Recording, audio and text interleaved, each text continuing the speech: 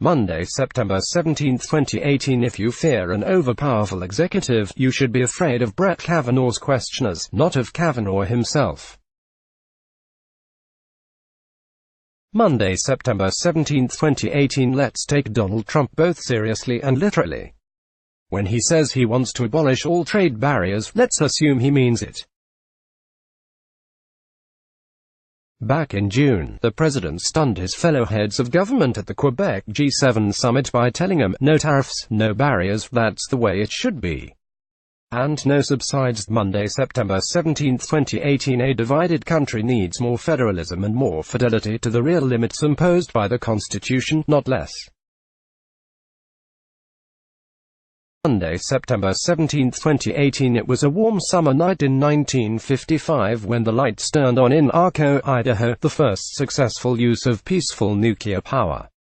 For this groundbreaking moment, our nation became the global industry leader, building impressive plants across the country and around the world while setting international standards for safety, security, and non-proliferation.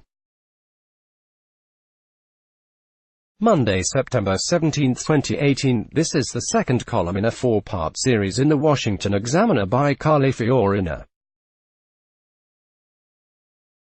This series focuses on what citizens can do to impact the political culture, their role in leading our citizen government, and will end with how to approach 2018 midterm elections. You can read the first column here. Sunday, September 16, 2018. You don't know what happened in that bedroom in suburban Maryland 35 years ago. I don't know either. Hopefully questions and answers in the next few days can help us have a better guess.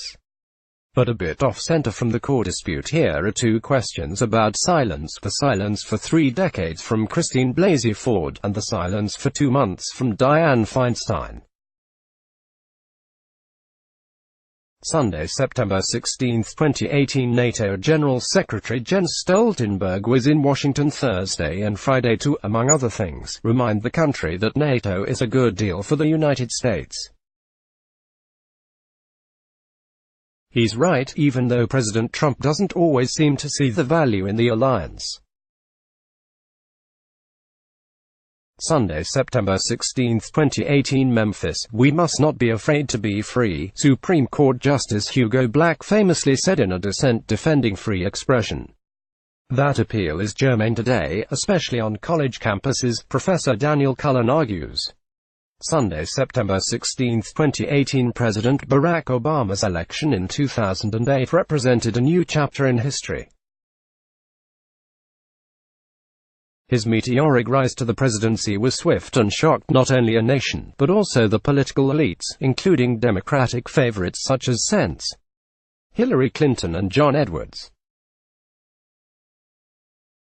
But as we look back on the 8 years that Obama served as president, we see a much different picture, a picture that's certainly historic, but for all the wrong reasons. Saturday, September 15, 2018. An individual's childhood, for better or worse, is something that is always carried with them. They may choose not to discuss it or attempt to ignore it, but in the end, their upbringing, at some level, shapes their adult life. Saturday, September 15, 2018. In death, John McCain received the honors reserved for a president, departed from the public eye a generation ago or more. McCain never left the arena, before the often tacky blood sport of American politics paused to observe the passage of his hearse. Saturday, September 15, 2018. Our prisons are filled to the brim with inmates serving time for drug offenses. White Boy Rick is a film that illustrates the modernly relatable problems and injustices of Ronald Reagan-era drug laws, but with a selective, half-baked, and white historical gloss.